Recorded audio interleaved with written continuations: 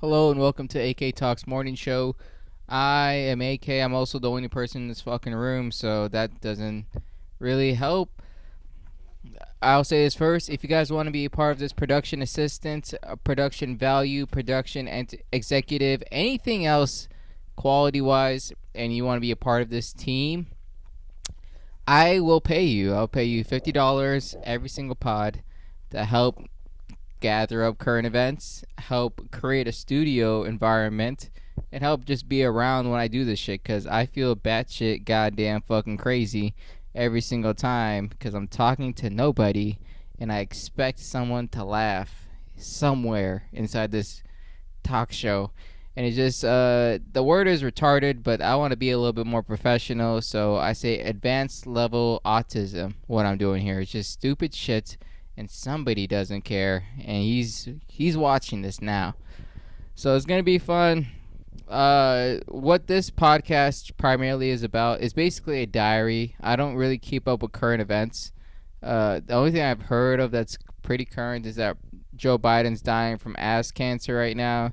Sucks dick, tough tits, but he's an old man. Yeah, I have no clue. He's probably fucking dead. He's probably been dead for like 8 years, and we just finally threw up the white flag. Like, yeah, he's about to die in a week. Oh, he's dead. Oh, fuck, damn it. Didn't know he fucking died. That's terrible. Really wish he didn't. That's the only thing I can contribute to current events. That's the only thing.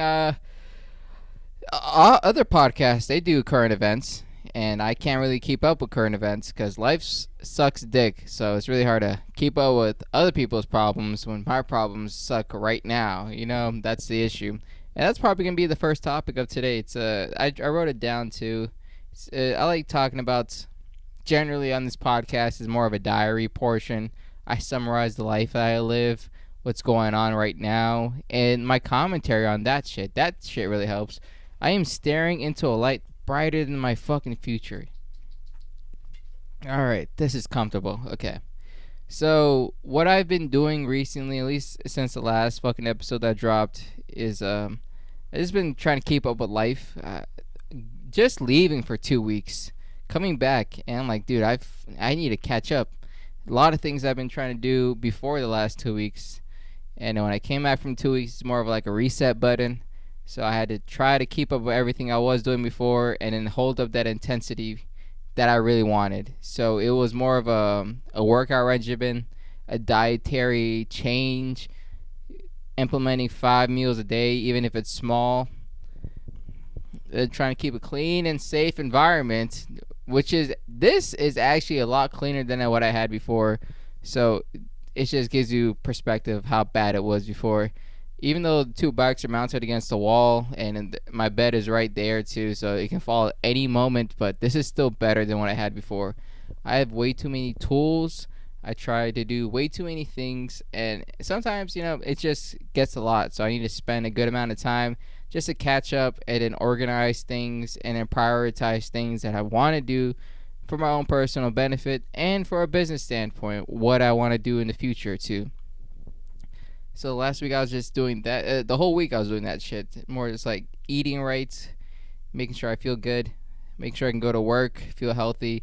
Because I also have Crohn's disease, which is not a very cute disease. It's not like a bad bitch disease. No one really cares about Crohn's. There's never going to be like a 5K for Crohn's or anything like that. No one's ever going to make a campaign to stop the Crohn's. It's a weird disease, not transmittable, so I can still get my dick sucked if you're wondering. It's a disease that primarily attacks the intestines, small, large, and colon, the whole dietary tract. That's where it usually affects, and you get inflammation. Inflammation is just an abscess amount of bad bacteria, bad cells, bad something. So inflammation is the result of it. So if you have something bad in your stomach turns it into pus, and that pus is called inflammation, and I have that a lot all over me somewhere in this spear of fucking diagram, wherever somewhere here, I think down here, but somewhere here. What that means is that my shits don't feel comfortable.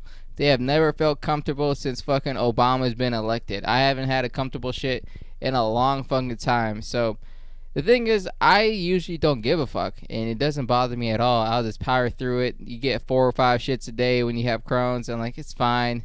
Those are 10 minutes. I really wish I didn't have to experience, but at least now I don't have to experience it anymore. But sometimes you get a flare up, and a flare up is considered a higher amount. You get double the Crohn's. That's what it means. Like you're really feeling the Crohn's hit you, and a flare up does not just affect your shit. It affects your overall mood. It affects your overall strength. It gives you an extra level of fatigue, and it also is a mental blockage because you're like, oh, I don't know what the fuck's coming on. I don't know if it's gonna be a fart or a shit, and I have to deal with that shit a lot.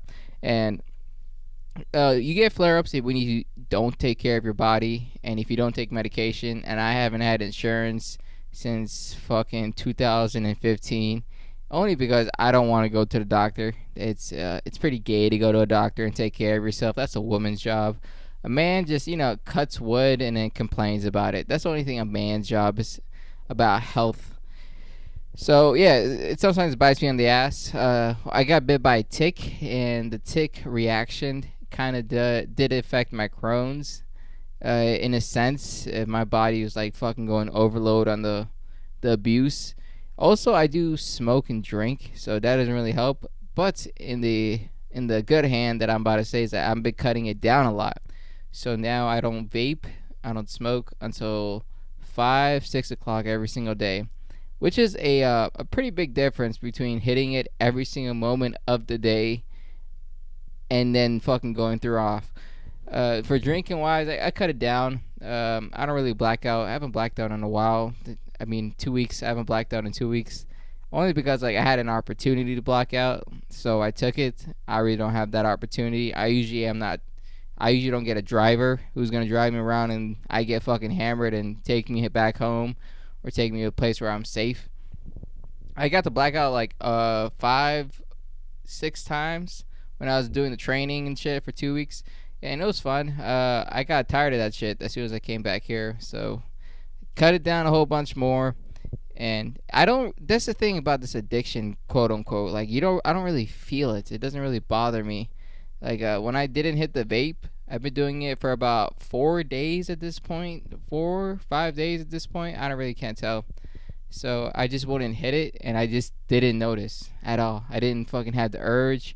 I wasn't shaking. I wasn't having cold sweats, even though I did hit it at like 5 o'clock at the end of the day. But throughout the day, I didn't even care. And when I did hit it at 5 o'clock, it wasn't like the biggest relief. It wasn't like a sigh of fucking relief. Nothing at all. It was just like, oh, I hit it. That was okay. And then I just forget about where I put it, and then try to find it a couple hours later, and then hit it again.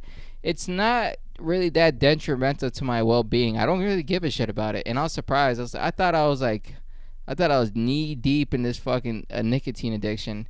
Also, been hitting nicotine since 18. So it's 2 plus 6, 8 years ish of straight nicotine going through the course of my blood. And honestly, it wasn't hard to beat. Stop smoking weed was a lot harder than stopping nicotine, because weed actually had a resolution to it. You actually felt something, no matter how high you got.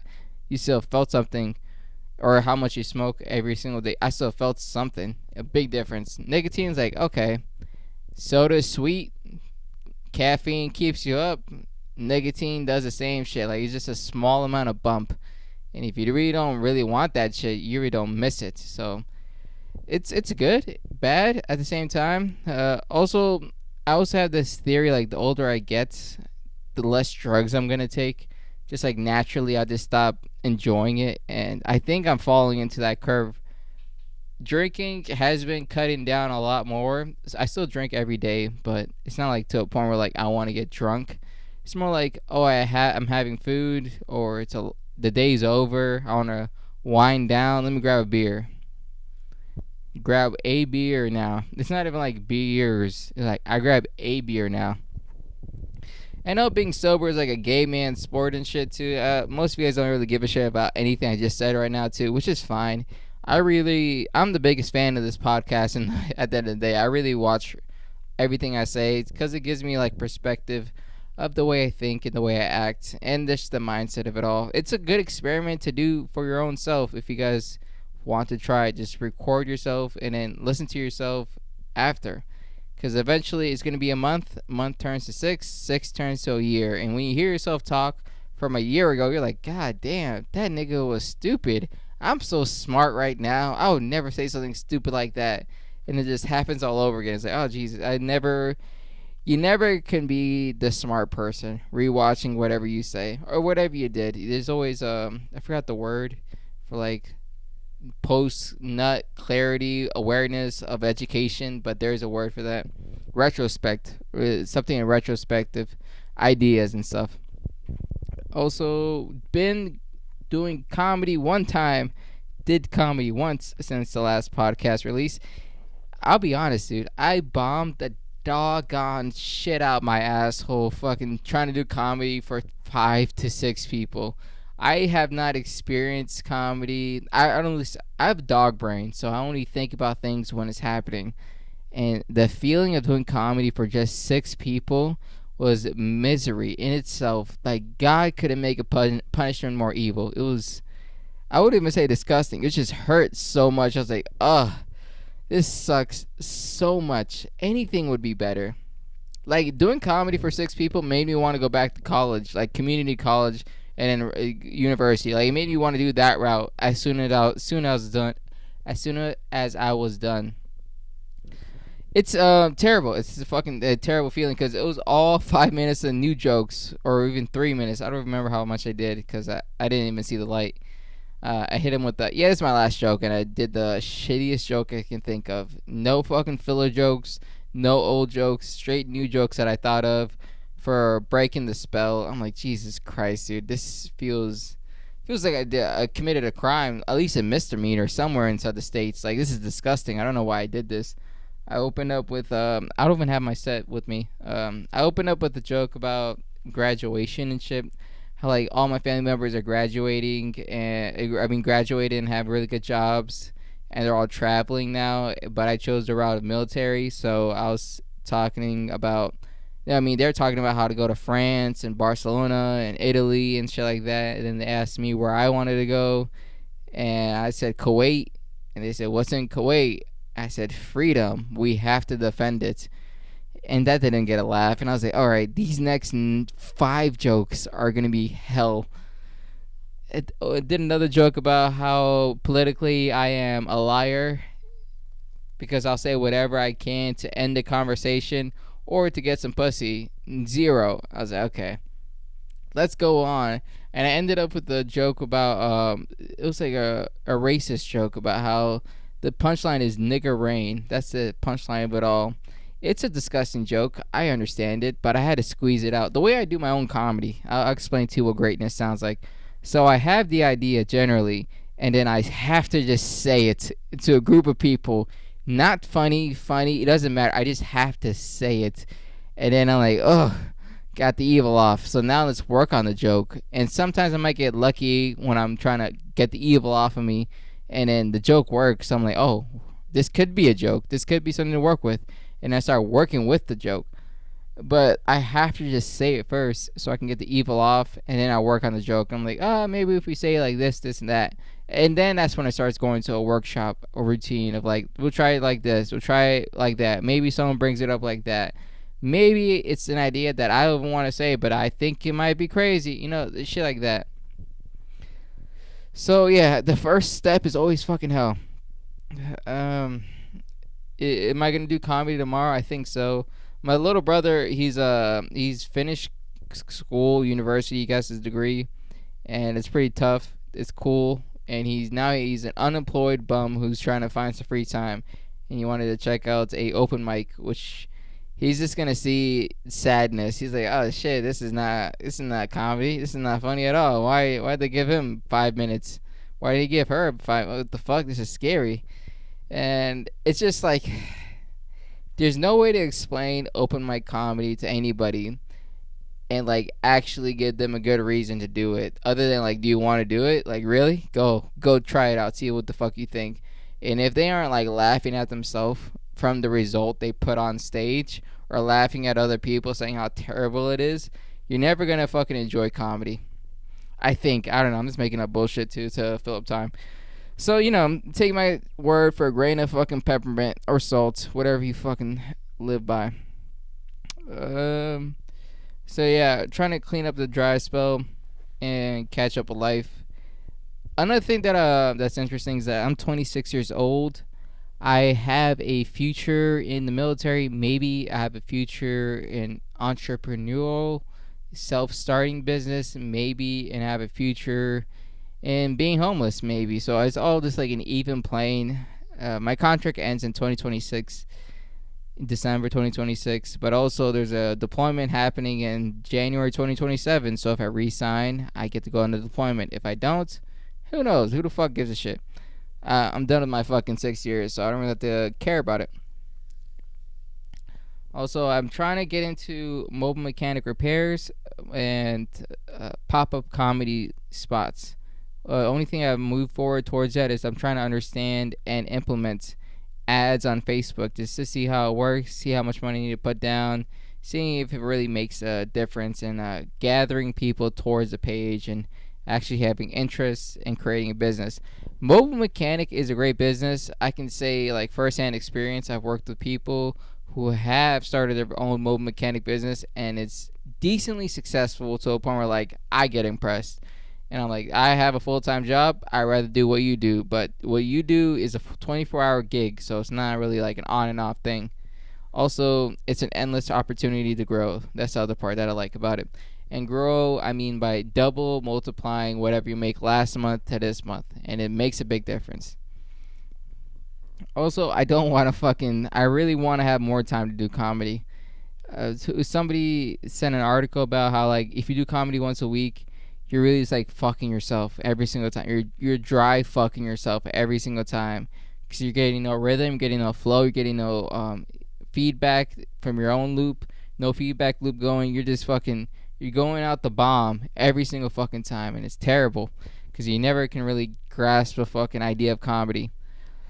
Also, if you do comedy full time and you don't have any money going to your name, you're actually gonna do worse because it's like Jesus fucking Christ, you can't live like that. It's just a terrible way to live.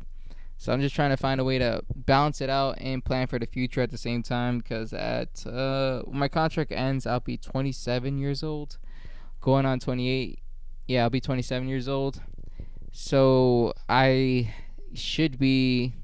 The rule was that when I signed the. No, wait, I'm 26 right now. Yeah, 27. Really? No, wait. So 20. I signed 2020, December 2020. It's 2025. Oh, yeah, I'm born in 1999. Keep forgetting that shit. All right. I thought I was born in 2000. So, yeah, I'd be 27 years old. And the rule was if I don't have a better life than the way I started inside the National Guard, then I'm going to join full time and try to find myself a better life. In the beginning, I should have just done full time. I should have just fucking hit the full time gig and done my 4 years and bounce. And fucking went to college in the 4 years and bounce. But no, I thought I was better than that. I thought I had high wits, a genius at work. But I was doing random shit throughout life. Working with children, working at bars, trying to start comedy. And I ended up here working on trucks. It's an interesting way to spend your time as a 26-year-old. Because now, from like 26, I think, till 30, it's more just like the risky phase. More like, are you gonna take it? Are you gonna fucking bite the bullet? Are you gonna fucking take the leap? Are you gonna fucking care about this a lot? What are you gonna do? Are you gonna do something brand fucking new? At least that's what I think. Because the way I understand life is through other people and hearing what they say. I know 26 is extremely young. You can start a whole career completely at 32 and then be still completely successful. Because if you take care of yourself, take care of your body, and you really work at a job, 10 years means a whole lot more than 20 years of bullshit at the end of the day. And plus, you're not even old at 30. You're still kicking. You're still doing a whole bunch of shit. You can still start a brand new hobby. You can fucking start a whole new career. And at 40, that's when you really got to double down, maybe even have a kid if you never had a kid, out of wedlock, whatever you want to do it. But it's just strange at 26 because I should know much more than what I do, and I should be making a lot more than I am. Only by compare and contrast, but also I am decently satisfied. I wouldn't say ecstatic or happy, but decently satisfied with the choices I made in life, which is nice. I wouldn't complain about that part, but it would help me a lot more if I can have time and commit to something. Stay in one lane. It'll help me a lot more if I can stay in one lane. But also, I learn and adapt. I mean, I learn more when I do random shit. Like if I'm trying to focus on comedy, I have to do things. I have to do things out in the world, like out of town, out of states, out in the world, out in the wild, and just do shit because it helps me gather up information, helps me talk to more people, helps me be a better comedian. Because comedy is just it's a people sport, and if you can't work with people or interact with people, you're never gonna learn about different ways to make a joke. Because there's a lot of funny in the world. You just have to tell it how it is. Oh, Jesus Christ. There's a fucking eyelash in my eye. And I have contacts, so it's extra itchy. Okay. Planning out the rest of my life. Yeah, so if I do not make myself a better person or have better opportunities by the time this contract ends and I do decide to go to the Army full time, I'm going to try to go for Intel job and try to get a really good paying job after 4 years doing Intel at 27, 28, 29, 30, 31. So at like 31, I would have 4 years under my belt. And I'll be probably outside the Army doing God knows who knows. I don't even know at that point. Because I think that around 30 years old, 30s, early 30s, I'm going to do comedy full time. Meaning like either something happens where I can do it full time, or I fucking just say fuck everything. I'm going full time, either homeless or not. Just for the sake of like doing comedy. Hopefully I find like a good pair of people to work with too for podcasting and comedy, traveling, and just overall a good vibe and good balance, good camaraderie, whatever fucking gay word you can think of. Someone that can work off my fucking vibe and understands that there are multiple feeds, multiple ways of being a comedian, multiple ways of like marketing yourself, and taking advantage of every single opportunity so you can get the best possible bite out the apple of comedy. Because that's what I really look forward to when I start talking to comedians or any comedian. Anyone who takes advantage of this multifaceted media outlet that you can do instead of going to the traditional route of just doing stand up itself. I'm like, all right, he is hungrier than the other comedians, because comedy is it's a sport. I don't know if it's a sport or a craft at this point, because there's skill, there's talent, and there's a whole lot of luck, and then there's marketing, and everyone wins in their own asset and their own idea.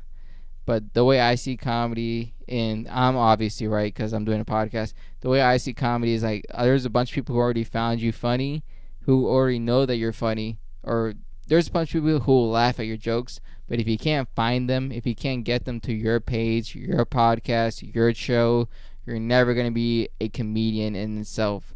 Yeah, you can be hilarious in front of any random group or crowd, but who the fuck's gonna walk in? Who the fuck's gonna make sure you sell out all the shows you go to?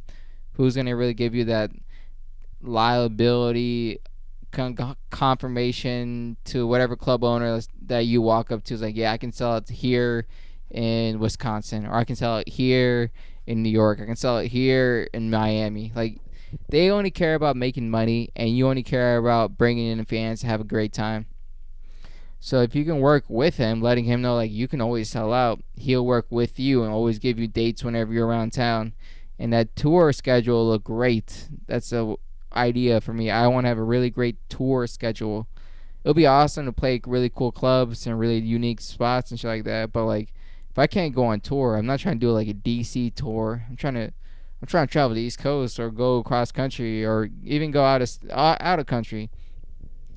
Tours should be the overall goal for any comedian, to go on tour and then go to different places and making sure your joke works every single spot all across the world, and then you get that joke list and you throw it on a fucking special, and you release it. You take a year off and you just do that tour schedule all over again, and you just keep dropping specials like that instead of having a family that loves you or respects you. That's what comedy's all about to me. You know, you guys feel me? It doesn't matter. I fucking put my time in. This has been AK Talks Morning Show. I've been a depressed, skinny motherfucker. Have a very classy day.